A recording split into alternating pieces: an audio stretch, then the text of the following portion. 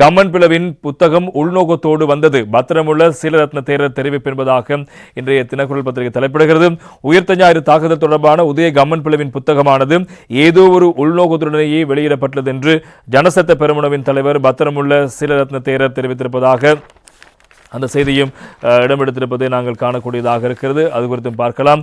தனது அலுவலகத்தில் நேற்று நடத்திய ஊடக சந்திப்பில் அவர் இந்த விடயங்களை கூறியிருக்கிறார்.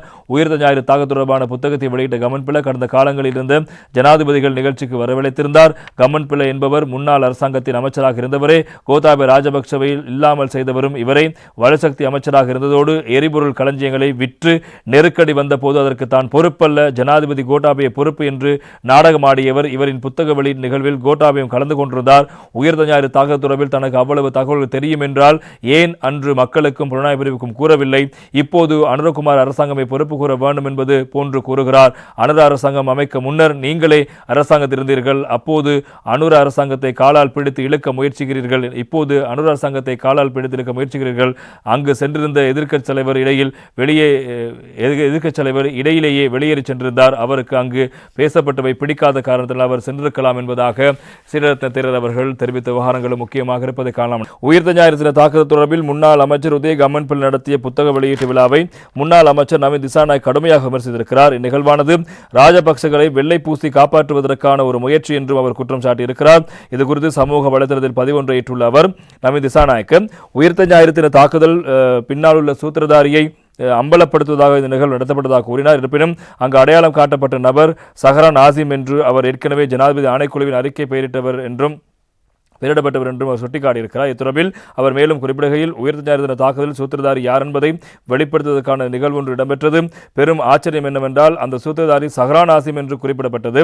அவர் ஏற்கனவே ஜனாதிபதி ஆணைக்குழுவின் அறிக்கையிலும் குறிப்பிடப்பட்டது ஒருவர் ஆவார் என்று கூறியிருக்கிறார். எனவே 2019 ஆண்டு நடத்தப்பட்ட உயிர்த்த ஞாயிறு தின தாக்குதல் தொடர்பான கண்டறிதல்களை மையமாக கொண்டு முன்னாள் அமைச்சர் உதய கம்மன் பிளவினால் இந்த புத்தக வெளியீட்டு நடத்தப்பட்டதோடு இதில் பல அரசியல் பிரமுகர்களும் கலந்து கொண்டிருந்தார்கள் என்பதும் இங்கே முக்கியமான தகவலாக இருப்பதை நாங்கள் பார்க்கலாம்.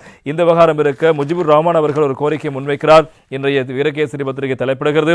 உயிர்த்த ஞாயிறு தாக்குதல் ஜனாதிபதி விசாரணை ஆணைக்குழுவின் முழு அறிக்கையை வெளிப்படுத்துங்கள், ஜனாதிபதி அனுரவிடம் முஜிபுர் ரஹ்மான் வலியுறுத்து என்பதாக செய்திக்கு தலைப்பிடப்படுகிறது.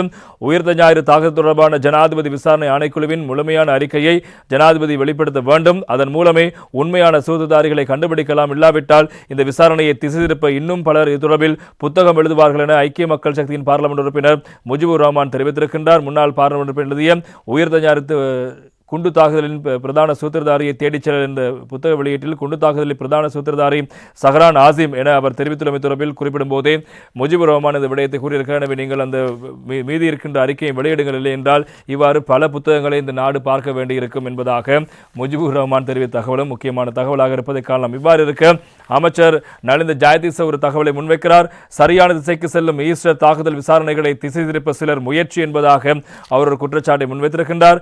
ஈஸ்டர் தாக்குதல்கள் தொடர்பான விசாரணைகள் சரியான திசையில் சென்று கொண்டிருக்கின்ற போது சில தனிநபர்களும் குழுக்களும் அதிருப்தி அடைவது ஆச்சரியமில்லை என அமைச்சர் நலிந்த ஜாதிஸ் அவர்கள் தெரிவித்திருக்கிறார்.